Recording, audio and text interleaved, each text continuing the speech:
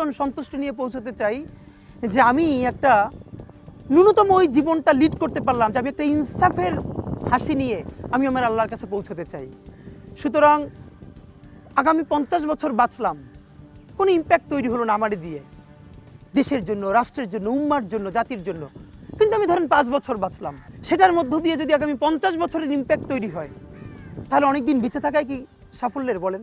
শহীদ president Ziaur Rahman কয়টা দিন বেঁচেছেন, কিন্তু ভাবেন আজকে পর্যন্ত উনি আমার অনুপ্রেরণা। হাঁটতে হাঁটতে আমার পা ফুলে যায়। আমি আমার টিম সেদিনকে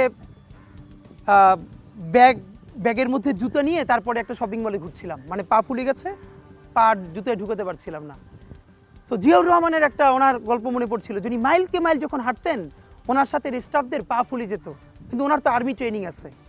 তখন তাকে বলতো যে স্যার আপনার তো আর্মি ট্রেনিং, আমরা তো আর পারি না। এই জন্য ওনাকে মানুষ রাখাল রাজা বলতো। তা আমরাও সারা বাংলাদেশের 56